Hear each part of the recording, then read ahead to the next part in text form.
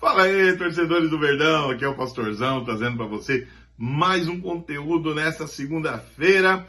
Quero falar do jogo de ontem, quero fazer uma análise aqui mais profunda sobre tudo que aconteceu, principalmente sobre a questão de arbitragem, da escolha da CBF, da Federação, né, da Paulista. Quero falar de tudo isso daí. Falar dos gols, do lance do pênalti ou não pênalti, do lance do pênalti que não foi pênalti. Falar de tudo isso aí. Daqui a pouquinho eu vou entrar em todos esses processos. Quero agradecer a você que é torcedor. Muito obrigado. Temos uma meta aqui. 5.000 seguidores esse ano. Me ajuda aí. Estamos chegando em 1.200. Estamos chegando. Tá faltando aí alguns aí para atingir 1.200. 5.000 é muito para você? Para mim também é, mas para Deus não. E eu acredito em Deus que nós vamos atingir 5.000 esse ano. Você que chegou agora, se inscreva no canal, ative o sininho. Tá gostando aí? Compartilha então. Compartilha aí na rede social dos nossos amigos palmeirenses. Vamos seguir aqui? Vamos seguir? Vamos falar do jogo? Vamos falar primeiro da arbitragem. Por que ontem teve tantas mulheres envolvidas ali para conduzir esse jogo importantíssimo da semifinal? A federação, tanto a Paulista como a CBF, tomou uma decisão de quebrar uma regra que eles mesmos estabeleceram. Que uma arbitragem, um árbitro no caso, não apita no jogo seguinte um jogo do mesmo time que ele já havia apitado antes, principalmente se tiver vencido com algo polêmico, como aconteceu São Paulo e Bragantino. A Daiane participou do jogo, teve lá as polêmicas, o jogador do Bragantino cometeu alguns erros na sua fala depois do jogo. Resolveram colocar só mulheres no comando entre Palmeiras e São Paulo no jogo, muito importante. Poderia ser uma equipe toda masculina? Poderia. Iria acontecer os mesmos erros que aconteceu? Provável que acontecesse até mais. Porque nós temos árbitros homens aí que são muito piores do que a Daiane, muito piores do que a Edna. Muito piores. Mas aconteceu justamente no momento que as federações quiseram honrar as mulheres. Foi erros que podem ter prejudicado o andamento do jogo? Não acredito nisso. Não acredito que prejudicou o andamento. Pelo motivo que o Palmeiras jogou muito mais do que o São Paulo. São Paulo não jogou nada. Lucas não jogou nada. Luiz Fabiano não jogou nada. Quem correu mais ou menos ali foi o Marco Antônio. Marco Antônio correu um pouquinho mais. Mas os jogadores do São Paulo não mostraram vontade de vencer. E é isso que fez com que o Palmeiras levasse vantagem. Parece que a equipe do São Paulo já entra preocupada. Já entra assim, nós vamos perdendo aqui 9 partidas seguidas, não conseguimos vencer, e agora nós vamos jogar nesse gramado aqui sintético que a gente não gosta, não sei o quê. Quer dizer, o cara já vai com uma vontade, e indo com uma vontade não vai vencer mesmo, não vai vencer, e foi o que aconteceu. Chegaram com uma vontade, não tiveram expressão tática, não tiveram esquema tático, não ameaçaram em nenhum momento o gol do Palmeiras, e foi o que deu. Palmeiras dominou o tempo inteiro, por isso poderia ter matado o jogo no primeiro tempo. Poderia, não conseguiu. Teve chances no segundo de fazer 2-0. Num lance lá que o Vitor Roque abriu para a esquerda lá numa grande jogada do jogador do Palmeiras, abriu pela esquerda e o Piquerez chutou para fora de perna esquerda. Se tem uma perna direita para bater no gol ali, ele faria o gol, com certeza. Mas bateu de perna esquerda, que é o forte dele. E o jogador do Palmeiras que entrou por trás não conseguiu chegar. Agora, o que acontece? Palmeiras venceu com solidez. Jogou muito bem. Vai enfrentar o Novo Horizontino. Time perigosíssimo. Perigosíssimo. Palmeiras tem que matar ela já na quarta-feira. Tem que matar, vencer bem. De preferência, 3-4-0 e devolver, né?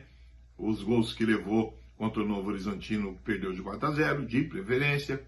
Que assim, quando for jogar no segundo jogo, já joga com uma grande vantagem. Encarar o Novo Horizontino com humildade e respeito. Isso mesmo. Que o jogo seja semelhante foi com o Capivariano. Um jogo limpo. Um jogo limpo. Eu gostei muito do jogo Capivariano e Palmeiras. Jogo limpo. A arbitragem nem apareceu. Nem apareceu. A Edna não teve problema no jogo. Quanto a Daiane, ela no primeiro tempo cometeu uma série de invertidas, uma série de erros. No segundo tempo também. Mas qualquer outro homem também iria ter erros ali cruciais. Mas o que mais se fala é do pênalti que o Lucas chutou a bola e bateu ali nas mãos do Gomes e o jogo estava 1-0. Ali poderia ter mudado a estrutura da partida. Não mudaria. O Palmeiras estava massacrando o São Paulo, estava com muito mais evidência, estava com muito mais força. Por mais que tivesse o pênalti, quem garante que iria fazer o pênalti? Porque o próprio pênalti que foi dado em cima do Bobadilla, um pênalti ridículo, ridículo, o Calheri bateu mal. Bateu mal. Bateu muito mal. O Carlos Miguel só não defendeu porque ele não teve a fração de segundo de esperar um pouquinho mais. A bola passou no meio do gol, debaixo da perna dele. Faltou pouco para ele fazer uma defesa ali. O cara que chuta rasteira no meio do gol corre esse perigo aí do goleiro defender com as pernas. Jogou na meia altura, corre também o mesmo perigo do jogador, do goleiro defender com as pernas.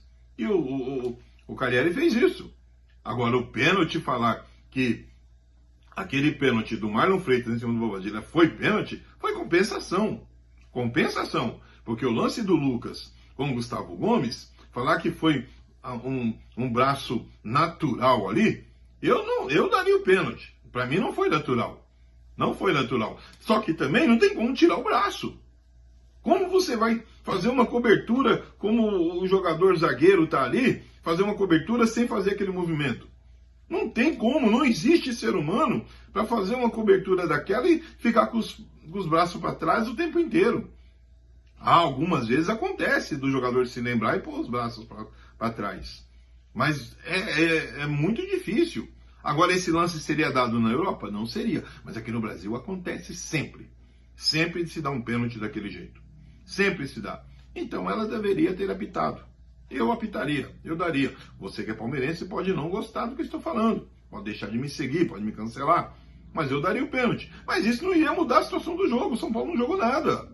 Volto a frisar, o São Paulo não jogou nada. Não jogou para ser campeão, não jogou para vencer o jogo.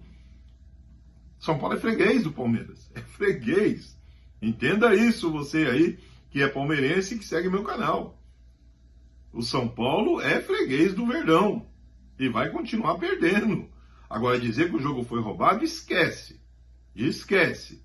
Que o Palmeiras jogou muito mais do que isso. Agora, que o Palmeiras jogou mais e chegou numa final contra um time perigosíssimo, chegou. Chegou contra um time perigoso. Porque o Novo Horizontino não chegou como primeiro colocado no Campeonato Paulista, vencendo jogos importantíssimos e tendo uma vantagem de gols para poder jogar a segunda partida no seu campo, com a fator torcida a seu favor, por acaso, chegou por méritos. E chegando por méritos, nós temos que ter muito respeito, que é um time perigoso. Assim como o Mirassol se despontou aí, tanto no Campeonato Brasileiro como no Paulista, com um time muito bem montado. O Novo Horizontino demonstrou isso. Um time muito bem montado, um time muito bem arrumadinho em campo, perigosíssimo em bolas aéreas, mostrou contra o Corinthians isso, o Mike foi lá e fez o gol. Tem que tomar muito cuidado com o time. O Palmeiras tem que aproveitar. Primeiro jogo, quarta-feira, faça o máximo de gols possíveis. 3-0, 4-0, devolvendo aí o resultado do jogo que perdeu para o Novo Horizontino, e no segundo vai jogar com um pouco mais de tranquilidade. Essa é a minha opinião. Você gostou? Compartilha, segue meu canal. Vamos levar esse vídeo para mais pessoas a conhecer. Valeu? Avante palestra. Tamo junto.